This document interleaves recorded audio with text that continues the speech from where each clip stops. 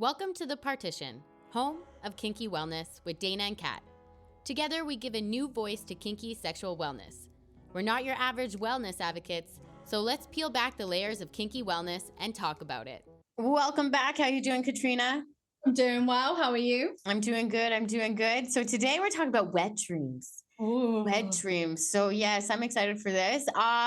I hear that you may or may not have experienced one. Do tell. Oh my God. So I get them quite regularly. Quite regularly. Yeah. Like I have quite a lot of sex dreams, but I have finally had the mythical sleep orgasm.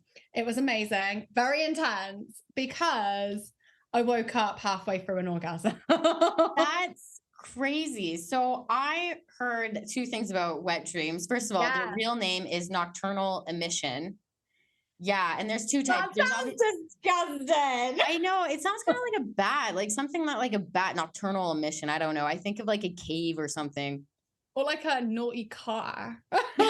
Well, like a naughty car. Well, I saw that it's two things. A bunch of articles saying that wet dreams are totally fine.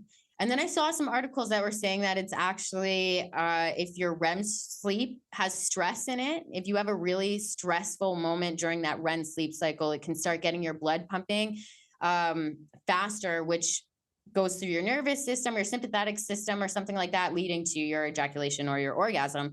So I actually thought that was interesting. So were you stressed at all? Would you say that that is true or not true for you? I wouldn't say it was true. Like it wasn't when I was stressed, but it's definitely when I take a nap. So like where my REM cycle, because if you do 45 minutes, it's basically, it's just before you hit your proper REM cycle, so you don't fall into a deep sleep. Okay. You wake up feeling more rested. So like when I do a nap, I'll have a 45-minute thing. And I find it's when I'm having those shorter periods of sleep, that's when I have them compared to like middle of the night. So mine are like afternoon emissions and stuff. Well, are you sleeping on your stomach by any chance? Because they said that the best position to get a wet dream is actually sleeping on your stomach. And there's one study actually about this. I'll put it in the link. But they said that because just like the friction against the bed sometimes can cause that and things like this. So that's definitely happened because the way I sleep is like a child. I am face first in the pillow. I've got one knee up and one knee down. So I've definitely got some way to grind. And that's definitely happened. And it's kind of, it's a really interesting one because obviously for women, you don't, unless you've got a pillow there, you don't really have a lot of friction. But it's one of those where like the only way I can describe it is very intense. I was very warm. It's usually when I'm like overheating that I get them. So that might be the stress. Okay. My REM cycle. And then it'll be like I can feel it building. And then next minute it'll be as I wake up will be as the orgasm hits me. Is it always the same dream or like, is it different dreams or do you even remember? Or sometimes I can't really remember. All I know is it includes a really hot butch and getting plowed with a strap on. That's about it. That's hilarious. That's hilarious. Which is weird because I really don't like penis. Well, that's hilarious. Like I'm trying to think, like I wish I had at least experienced that once. You know, I don't think I've never had a wet dream. I didn't even know that women could have it, to tell you the truth, really. And so when I was researching this, it was saying like a lot of the material like that I saw focuses around teenage adolescents boys, which makes sense because they were saying it obviously happens more frequently with them, but that doesn't mean it doesn't happen to females. And this is also wet dreams can happen through your entire lifetime. Like it's not necessarily just in adolescence. But I also read like if you get them a lot, like they said that masturbation can reduce the chances of getting a wet dream, but there's no way that you can fully prevent it. I don't know. I mean, I don't want to prevent it. I like seeing where my little dreams go. That's fun. I'm single. I deserve to have a hot girlfriend in my dreams. That's so jokes. That's so jokes. I don't know because I masturbate a lot as well. Like I would say I've got a healthy sex drive. Well, they said people who have like more sexually active, it can happen more frequently. So I guess if you masturbate at the same time, it might be equivalent. Like it would be the equivalent. Maybe, because I've definitely, and I don't, have you never had it where like maybe you've not had an orgasm, but you've had like a sexual dream and then woken up quite Well, horny? like there's yeah, that's what they actually were saying too. That just because a woman wakes up wet wouldn't be the same as having an orgasm. But I don't think I've ever had an orgasm in my sleep. Like I've definitely woken up like frisky as fuck and be like, oh Yeah. man, let's go. But I don't think I've ever had an orgasm in my sleep. No. I don't know, because obviously I understand why they would assume, and I do think it is, like you said, it's to do with the friction. Hmm. With boys, it is obviously easier. They've got some, well, with anybody with a penis, it's easier because they've got something to grind against. Whereas, like, let's be honest, even if we want to do a little bit of bumping and grinding, there needs to be a whole pillow situation down between our legs. Yeah. But it is, I've definitely, because I've always woken up quite horny. I've always had that, which is fine. Yeah. Never been an issue. And then, yeah, I don't know what happened or what changed this time that I think I was half asleep at the time. So I was like in my body, but not. And then, yeah, I woke up and it was like, I thought I was having a heart attack for 5 minutes. And then I was like, oh, this feels really good. When was the first time you had that? It was so the orgasm was a few months ago. Okay. I've been really intense, vivid dreams that I've woken up horny from. Hmm. Have been happening all of my life. In fact, like me dreaming about a girl was how I knew that I was in, like having a sex dream was how I knew that I was gay, because I woke up and I was like, yep, that works. That's so cute. Like little 13-year-old me was like, whoa, yeah, that made sense. Yeah. So So 13. You were 13 when your first wet dream. yeah, I was 13 for my first Oh. wet dream. I was 13 when I came out as well and knew I was gay. So Oh wow.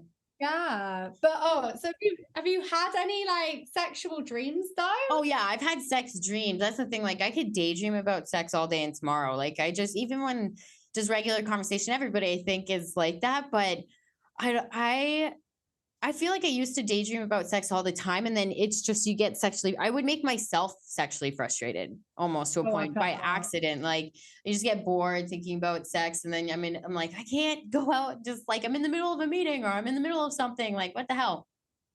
No, I know what you mean. I think the worst one I ever had, it wasn't even daydreaming, but it was almost like lucid dream. I don't know what Lucid happened, but dreaming, actually, they said to your point, sorry, they said that they did say that technically you can't prevent it, but they said that lucid dreaming also, now that you say this, is another way that you could try to prevent it.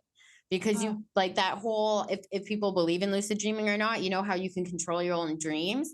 And so yeah, dream doctors, they were saying that you can if you control your dream. And I was like, that sounds like a lot of effort it as is. well. I don't want to. I don't want to. I don't, for me, it's more like where I'm, you know, when you're like half awake Oh yeah. or feels, because I don't know if it is lucid dreaming that I have then, because I get mine's very vivid. Yeah. Dreaming. So I've had everything from like being adamant that I've been up and down in the night checking my teeth in the mirror. Like I genuinely had a dream Mm. that that's what was happening. And when I apologized to my housemate when I was living with people at the time, because his bedroom was right next to the bathroom, he was like, you didn't leave the room all night. You were asleep. Oh, Like weird. I got very vivid dreams where I can feel everything. And when I'm on my period or where I'm that week where you're like ovulating and your sex drive goes through the roof as a vulva owner, that's when I get it, I would say the most potentially, because my boobs get really sensitive. So I've had like weird daydreams where like things have brushed against me and it's almost like I can feel somebody like grabbing me Yeah. and doing stuff to me. It's not happening. I'm in an elevator for Christ's sake, but there's nobody with me. But I've had that and then I've made myself very sexually frustrated and it's very annoying. You're basically getting like groped by a ghost. It's like, who is I there? am. I am. My friend says that. He's like, maybe that's what it is. You're just being haunted by a horny ghost. And I'm like, I don't want to know. No, that's so jokes. Well, like two of the myths about wet dreams, like this is more towards males, but from medical news today. So there's myths out there that wet dreams do not reduce. Wet dreams do not reduce sperm count, in case anyone's wondering. Because I guess there was a concern that if you like, what about my sperm count about this? And then wet dreams will not shrink a penis, which is also a funny myth that someone would think that. I don't know. Like when I see myths around like penises, I have to laugh. But then there's some pretty extreme ones about vaginas too, like and just vulvas in general, like about just in general about genitalia. Yeah, that's funny. That's who the hell thought it was shrinking their penis? Yeah, I don't think so. I just don't. So yeah, I'm interested to see more about like if wet dreams, like, yeah, it's pretty divided. Like if it's a sign, somebody's like sign of illness, or if it's not illness, it's stress. Like it was more like there was data saying it's stress related, and then others were saying it's not. But I do feel like you need some sort of to get a reaction like that out of your body. Like Yeah. something's got to trigger it, like for good or worse. Even if you had an exciting day, I feel like that could be enough. No, I agree. I think as well, stress is a very broad term. Yeah. They could mean stressors, which could be anything from, like you said, having a very intense dream to, if you're like me and you move around at night, like I'm a fidgeter. Yeah, Even when that's I'm true. dead asleep, I'm a fidgeter. Well, obviously that causes friction, so that could help. And then obviously that your body, it feeds it back to your brain, and that's when your brain starts to create things. Yeah. But I think to label it as stress and only stress, I think it's kind of like trying to push this idea of that's a bad thing. And I wouldn't think it's a bad thing. Yeah, okay, I can imagine for boys, it's annoying because obviously there's a lot more cleaning that needs to go on. Well, that's what they were saying. They were saying like it's more like when it reduces to stress, it's mostly for females, not necessarily males. Males, it's like adolescence is different because their hormones are out of whack and all this jazz. But I was Yeah. like, yeah, I think you're right about stress. I feel like stress is such a broad term. It could literally be anything. Like Mike, I don't know. Like, are you stressed about what? Like money? Like, is it just regular stress? Like, is it specific? Like, I am interested in that because a lot were just like, no, man, it's totally healthy. It's just fine. Like, it's your natural body doing I its think thing. Like, a lot of articles are saying, like, on the flip side of that coin, no, it's showing that your body can ejaculate and it is healthy. no, and I think it is. I think it should be. It shouldn't be something that people should be shamed for. I can Yeah. imagine it doesn't negate your sex life. It's not impacting your libido. Maybe it is okay. Maybe the stress is like you've not jacked off or you've not had a masturbation session for like a while. Hmm. Maybe that's where the stress is coming from. But even then, I think it's just your body's naturally wanting To orgasm. I something. think that's, yeah, like our Yeah, bodies it's just do want that. and it wants the endorphin rush that comes with it. So maybe that's what it is. But I do think, yeah, I think the use of the term stress just kind of adds a negative impact, like a negative view to why you're having it. I'll tell you what, I'll know it's money issues though, if the next time I have one, I'm in a bed and someone's doing that to me and just making it rain as I get railed. You know what? I think we should start a thing for like the next 6 months. You do a study on yourself, all medical, like every time you're like, what was I dreaming of? What stresses are currently? I bet you it'd be therapeutic to tell you the truth if it It was would that. be. But it'll just me waking up going, oh, Dana was right. That's so joke. It's be like those research, but like, have you heard Oh, the term morning bean? Maybe I'm like ridiculous, but I was looking at it and it was like males is morning wood, and in the yeah, article it was like the females version is morning bean, and I was like, I'd have never heard this, but that is so funny. like, do you have a word equivalent of female morning wood? Because I just can't. I No. don't know. No, I can't. But I understand why, because obviously, like in the UK, a term for playing with your clit is flicking your bean. Yeah, so I've heard of that, so I get it, but I've Well, literally never heard a woman actually use that term. no, neither have I. I've never woken up and been like, oh, my morning bean. My morning bean with my morning Oh, coffee. I just think that's funny. No, yeah, that is funny. But then I suppose that when you see how a clit actually looks, because they are huge on the inside, the head is basically like a baby penis. It's a little like blip, blip, blip, blip, blip, blip, blip. And I'm like, so maybe it does, like, it does make sense that we can get erect and we can get. In fact, that is what happens when we get aroused, is our clitoris gets hard. Yeah, like the swelling and all that jazz. So like yes, Yeah. I will have to see. I feel like I may have woken up wet or something. Like that would be the closest. I think that most people do, but like history of wet dreams or, nocturnal emissions, whatever you want to call it, dates back. Like I saw a poem written about it from ancient Rome, as well as like various religions have it in their texts. Like some people thought in East Asia that if you had an erection in your sleep or you had something like that happen, that it was like a spiritual thing trying to take your soul and it was like evil. But then yeah. Ghost trying to suck your dick. Like no evil. And like medieval times they thought it was associated with sleep paralysis and night terrors. So they looked at it more as like also not really a negative or not really a positive thing. No, I've had night terrors and I've had sleep paralysis before. But I mean, look, if the sleep paralysis demon is what's doing it for you, it's what's doing it for you. Mine looks Okay. like the thing. Is there like the movie Scary Movie and there's like a scene where she's like going up and like there's a movie, I guess they make a joke of it, and the ghost is like pulling up her nightgown and her underwear says, yeah, the underwear says the wrong date or whatever. Oh, I hate that hand. That hand gave me nightmares. Oh, my mum hates it so much. So whenever like me and my sister are together, we do the gems, my gems, my gems, my gems. Yeah, And my mum was like, stop it, stop it. But no, that one always cracks me up.